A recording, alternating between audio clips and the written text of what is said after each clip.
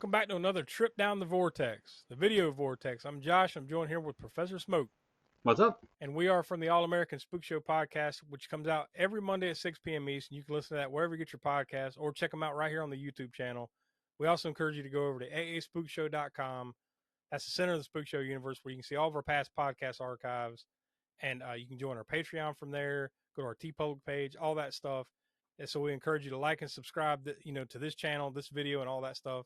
Leave comments or questions or anything you got down below. This month on Video Vortex, now I should say off the top, the whole point of the Video Vortex series is we talk about basically straight to video movies. And in this case, there's a little bit of a, fine line there that but we'll explain it in just a second. Straight to video movies that came out for the most part all throughout the 80s and 90s. That's kind of the time period that we're focusing on here. So this month we landed on Snowbeast from 1977, and the main reason we did that was because we're still in the middle of we're kind of coming down the home stretch here of our Polar Predator series, where all during the month of January and here in the month of February, we've been talking about snow monsters, Yetis, that type of stuff over on the podcast and here, and also over on our Grindhouse Gutter series here on YouTube. So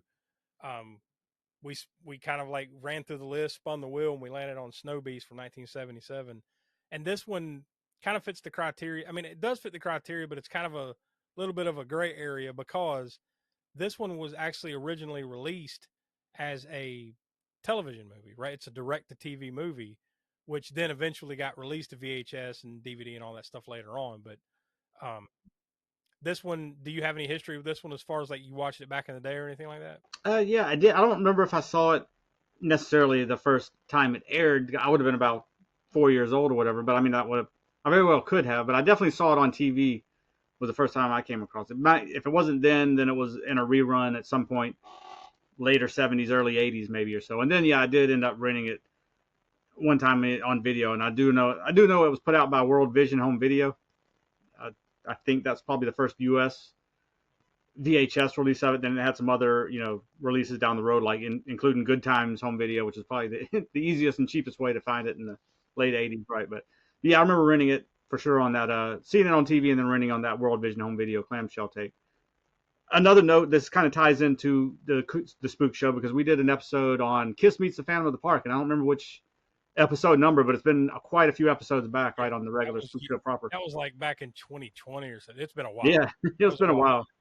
And that company, World Vision Home Video, released the Kiss Meets the Phantom of the Park with VHS, which I do have. Unfortunately, I don't have the Snowbeast VHS. Yeah, this one did get a retro media Blu-ray release in 2018, which has the two different versions of the film. Now, this is where we discovered that there were two different versions of the film, because this movie originally came out as an NBC Thursday night movie on NBC here in the United States on April 28th of 1977.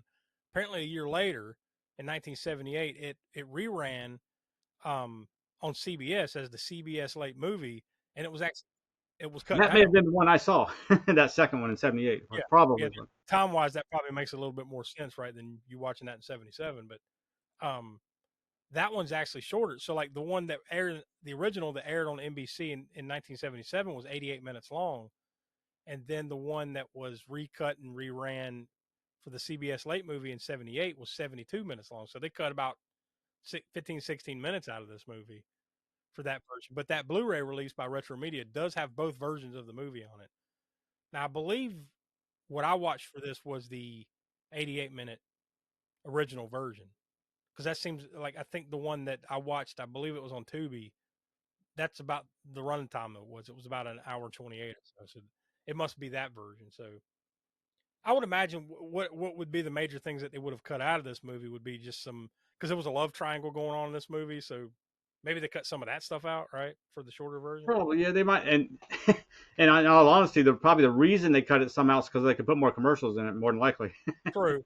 Maybe it fit that format better to put more in it. But yeah, they probably did get rid of, because as we get into this movie, it shows those made for TV colors that it has, right, as far as in the storyline and plots. Not so, it's just very TV-ish, right? There's even a soap opera sort of angle to some of the stuff going on here, like a drama, romance triangle type thing that you don't really think of when you think of Bigfoot's, Snowbeast Yeti movies, right? You don't really Yeah, generally think of love and the way triangles. it was and the way it was edited and cut together, where like, when they would take those commercial breaks, and it would Yes, kind of yeah, the screen would just kind of yeah, go to red and yeah. It cut was to an black. effect of a Yeti kill, right, or something like that. Some kind of dramatic thing happening. A Yeti claw comes down, hits somebody, whatever. Boom, freeze frame, wash out to red, go to commercial, right? Yeah, yeah. Like the best one was where there was like a dude that was kind of falling down a hill and he's kind of hanging on the edge of a cliff, and then Yes. all of a sudden the Yeti hand kind of just grabs the dude by the head, freeze frame, red, Yeah, yeah, black. It had that feeling of like, like you would watching television back in the late '70s, early '80s of like Dukes of Hazard or whatever, yeah, yeah. fill in the blank show at that time period where they all kind of did that, like the freeze frame, fade to black. They format these things to fit that. I mean, nowadays, I don't know, or later on, I guess they didn't do that. They would just find a place to go to commercial that kind of made sense, or they were more clever about how they would do it, because back then in the '70s and stuff, they were very blatant to let you know this is where you need to. This is where we're cutting for you to go to the commercial break. It makes sense to go to the break. And you also get that soap opera feel there too, not just with the love triangle stuff, but from that, oh my god, it's you, or I can't believe what I just saw, and then freeze. Yeah, yeah. Commercial. Like soap operas do that same thing where, what? And, Now, talking about actors, we talked about Bo Svenson already, right? yeah, he was the star of this movie, and like we were looking up some stuff on this guy, and like turns out he's like the most interesting man in the world. Like he was like a like guy born in Sweden, like world traveler, became a U.S. citizen. He served in the Marines. He's a Uh, bodyguard for the King of King of Sweden, right? At Sweden. one point. Yeah, he's like a legit like black belt in judo. Just he's led quite a life. I mean, he's still, as of the recording of this, he's still alive. I think what did it say? He was like age 83 or something 83, like that. Yeah, yeah. he's lived a heck of a life. But it was interesting just reading up on the guy. But this movie though, it's interesting at parts, but like I don't know. I mean, like I'd stop short of like recommending it per se, because Yeah, like yeah. there's a lot of draggy moments. It's made for TV, so you temper your expectations. You're not going to get like anything super gory. No. It's basically bloodless, right? Yeah, yeah. And I remember now I hadn't seen this movie since probably the '80s at some point, maybe back then. Maybe that one of those last times of renting it on VHS. And I seem to remember I probably liked it a bit more then, say, than I do now. I think the main complaint now is that, like, without giving away too many spoilers here, you never really get to see the snow beast all that much, right? Not much. There's a Bigfoot, there's an abominable snowman that I think they call it the Bigfoot, right? Like it's Yeah, never yeah. really clear exactly what the hell it is because they don't know what they're looking for and you never really see it. You only see it very briefly, kind of running in the woods, and then there's one time where somebody like there's a big dance going on, like a big party, and then you see it in the window very briefly. And it's got brown. I mean, it's not got brown fur. It's got white fur, which is like a Yeti though. So it's kind of weird. Like I guess they just didn't want to outright call it the Yeti or an abominable snowman. So And I think just that you never get that true full reveal of it just kind of confuses and clouds it up too, right? Because you never a lot of these movies that we've watched in the Polar Predators, like eventually you do see the whole thing, like stand there like, here I am. But this one is you never really get no, that, right? no, I don't think through the entire movie, even at the end of the semi-climactic, I was about climactic but semi-climactic reveal, you don't get the full Yeti suit monster, in frame in the camera. You always what starts out building towards, you get a shadow, you get the claw, you get a little bit more of the arm or the back or the back of the head or whatever. And then finally, near the end of the final climax of the movie, you get the Yeti's face, but it still fills up the camera kind of, so you don't get the full effect of how big is he, or how does he look in a full, from head to toe in the camera frame. You don't get that at all. And I mean, you kind of tell because the limitations of the suit. I think his head, it was a fixed latex mask, right? So the mouth didn't seem to move. It was almost like a Halloween mask you pull off the shelf and put on. It's very immobile. It doesn't have any articulation to the mouth movements, So I think at least that's what it looked like in that one quick scene of the face. So I guess maybe they didn't want to show too much because they didn't have a lot to devote towards articulation of the creature effects, right? It's the one thing we've always talked about with like specifically like monster movies stuff. Like if it looks like crap, don't make us stare at it. Yeah, So yeah, and that they worked a clearly lot. took a page out of that. We're like, you know what? We're not going to really show this full on because it doesn't look good. You know. And more than any Bigfoot movie, this movie, and more towards what you're talking about with not revealing too much if it doesn't look quite right. This movie feels more like Jaws on the ski slopes, right? Yeah. Oh yeah. Because Yeah. because you get that reveal little by little by little, and Jaws, it works properly for Steven Spielberg in that movie because the script was strong enough that you didn't have to show too much of the creature, and they didn't want to show too much because the creature didn't work the way it didn't look as realistic as he wanted it to. The main comparison to Jaws though is really that storyline of, well, we need to keep this place open regardless of the fact that there's a Bigfoot running around killing people. We have to keep the resort open because it's what do they call it, the Winter Festival or whatever the hell's Winter Carnival that's going on.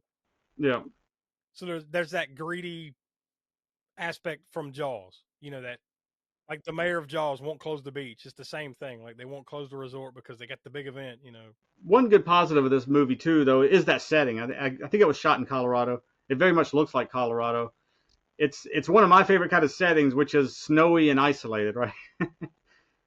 Now the rest of the movie built around that's not doesn't live up to its set and location so very much, but at least it looks really good where it's shot. Overall, I mean, I think it's fine for a TV movie or a straight to video type of movie, but it's not something, you know, I don't think anybody would put this high up on their list of these type of movies, right? We certainly won't for Polar Predators. Um, you know, but the acting in it is fine. And we got Juno the caseworker from Beetlejuice. Yeah, Is in, yes, she's in it. is in this is her name was Sylvia Sidney. She's the grandma in the movie that, you know, owns the resort or whatever, and then her grandson is like one of the main characters that's, you know, I guess he's going to inherit the place and he's running it for her or whatever. So she's kind of the lead greedy person that like we have to have the winter carnival. You know, we talked about it beforehand, and the way we do the video vortex ratings is we come together and give it's a zero through 10 rating scale of kind of a group consensus, and the number that we landed on was 3.5 out of 10 on the vortex rating. So that puts it, you know, slightly below. Believe it or not, the one that we watched last month here, To Catch a Yeti, unbelievably somehow we gave that 4 compared. You know, like you wouldn't think, you know, beforehand before we watched these two movies, you wouldn't think To Catch a Yeti would get a slightly higher score than this one, but that one's just because it's more fun. Is unfortunately is kind of like you see the potential in it more so that if it had not been a TV movie, if they were able to have an R rating or something like that. And being fair to this movie, that they are limited by that, and you can tell it. You know, like Yeah, they were only going to go so far on the NBC Thursday night movie, you know. yeah, So you can tell that as you're watching it, you know, and it definitely has that late '70s TV feel. So there's no getting away from that. But yeah, that puts it on par, I think, with To Catch a Yeti and a few others that we've watched in the past, like Dead Dudes in the House, um, Brain Smasher, Warhead, stuff like that. It's in that neighborhood. So if you want to go check those out, you can watch all those shows here on the YouTube channel. They're all there. Just go search the Video Vortex playlist, and you'll see all the past episodes. So there you have it, and that pretty much wraps it up for the Polar Predators event. We may or may not have one lingering episode on the podcast here. We're pretty much going to the end of the month here, February, and then we're back on a regular schedule. So we spun the wheel to see what the Video Vortex is going to bring us next. And this is another one of those interesting pulls that we get from time to time here on Video Vortex. It's one that I think we probably none of us have seen. We probably mostly ignored just because it was a straight to video sequel. I want to say this was like the third or fourth sequel, right? The third, I think, in that line from the '90s. It's Adam's Family Reunion from 1998. From what I can tell, the only cast member that comes back from that, you know, the Adams Family movie that came out in what was that, 91, 92, somewhere around damn, there. was it that? Yeah, I guess it was that far It back. was early '90s when that first one came out, but the only cast member that I could tell right away that was the same was the guy that plays Lurch.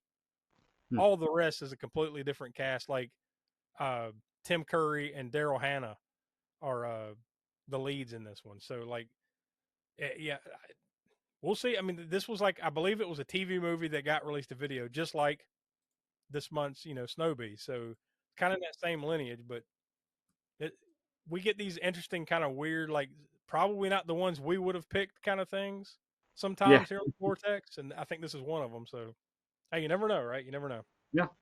So we'll find out next month and you'll find out with us. So for Donnie and Tiana and Will, who couldn't be with us, that's the professor. I'm Josh. We're from the All American Spook Show. Like I said, new episodes come out every Monday at 6 p.m. East of the podcast, and come back, or I should say, stay here on the YouTube channel. Check out all the cool stuff we got. Video Vortex, of course, but we've also got Grindhouse Gutter series. We've got the Hammer Horror and Order series. So we encourage you to go check those out. And thanks for watching. Well, it's nice to feel wanted somewhere.